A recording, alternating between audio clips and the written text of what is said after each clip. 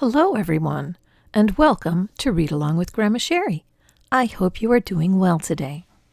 The story we will be reading is another story by Dr. Seuss. It's called, Did I Ever Tell You How Lucky You Are? When I was quite young and quite small for my size, I met an old man in the desert of Dries, and he sang me a song I will never forget. At least, well, I haven't forgotten it yet. He sat in a terribly prickly place, and he sang with a sunny, sweet smile on his face. When you think things are bad, when you feel sour and blue, when you start to go mad, you should do what I do. Tell yourself, ducky, you're really quite lucky. Some people are much more, oh, ever so much more, oh, muchly much more unlucky than you. Be glad you don't work on the Bunglebung Bridge that they're building across Boober Bay in Bum Ridge. It's a troublesome world. All the people who are in it are troubled with troubles almost every minute. You ought to be thankful, a whole heapin' lot, for the places and people you're lucky you're not. Just suppose, for example, you lived in Gazette and got caught in that traffic on Zate Highway 8. Or suppose, just for instance, you lived in Gazer with your bedroom up here and your bathroom up there. Suppose, just suppose you were poor Herbie Hart, who has taken his thrum-dimbulator apart. He never will get it together, I'm sure.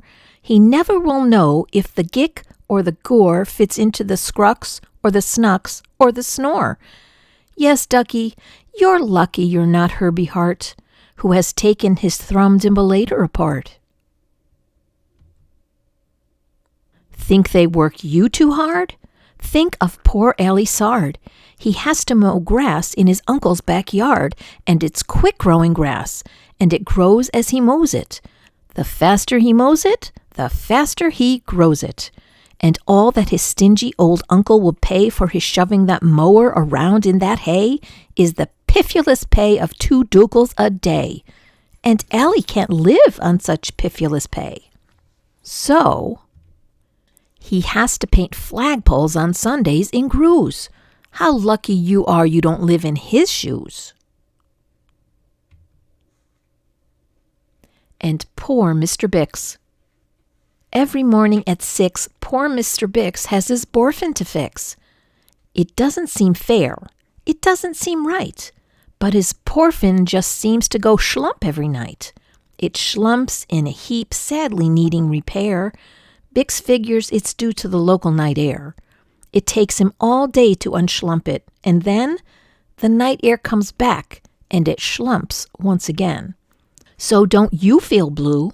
Don't get down in the dumps. You're lucky you don't have a borfin that schlumps. And while we're at it, consider the schlots, the crumplehorn, web-footed, green-bearded schlots, whose tail is entailed with unsolvable knots. If he isn't muchly more worse off than you, I'll eat an umbrella. That's just what I'll do.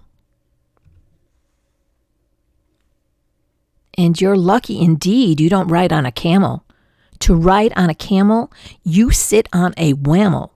A whammel, you know, is a sort of a saddle, held on by a button that's known as a faddle. And boy, if your old whammel faddle gets loose, I'm telling you, ducky, you're gone like a goose. And poor Mr. Potter, T-crosser, I-dotter. He has to cross T's and he has to dot I's in the I&T factory out in Van Nuys. Oh, the jobs people work at. Out west, near Hotch Hotch, there's a Hotch Hotcher bee watcher. His job is to watch, is to keep both his eyes on the lazy town bee. A bee that is watched will work harder, you see. Well, he watched and he watched, But in spite of his watch, that bee didn't work any harder. Not much. So then somebody said, our old bee-watching man just isn't bee-watching as hard as he can. He ought to be watched by another watcher. The thing that we need is a bee-watcher. Well, the bee-watcher watched the bee-watcher. He didn't watch well, so another watcher had to come in as a watcher. And today, all the watchers who live in Hotch are watching on watching the watcher who's watching that bee. You're not a watcher. You're lucky, you see. And how fortunate you're not Professor DeBreeze, who has spent the past 32 years, if you please, trying to teach Irish ducks how to read Javanese. And think of the poor puffing Pugelhorn players who have to parade down the Pugelhorn stairs every morning to wake up the Prince of Puboken. It's awful how often their pugels get broken. And oh, just suppose you were poor Harry Hatto. Try as he will, he can't make any shadow. He thinks that perhaps something's wrong with his giz, and I think that, by golly, there probably is. And the brothers Bazoo, the poor brothers Bazoo. Suppose your hair grew like theirs happens to do. You think you're unlucky? I'm telling you, Ducky, some people are muchly, oh, ever so muchly more unlucky than you. And suppose that you lived in that forest in France, where the average young person just hasn't a chance to escape from the perilous pants-eating plants. But your pants are safe. You're a fortunate guy, and you ought to be shouting, "How lucky am I?" And speaking of plants, you should be greatly gladdish you're not Farmer Falkenberg's 17th radish. And you're so lucky you're not Gucky Gown, who lives by himself 90 miles out of town in the ruins of Ronk. Ronk is rather run down. And you're so lucky you're not a left sock left behind by mistake in the caverns of Croc. Thank goodness for all of the things you are not. Thank goodness you're not something someone forgot and left all alone in some punkerish place, like a rusty tin coat hanger hanging in space.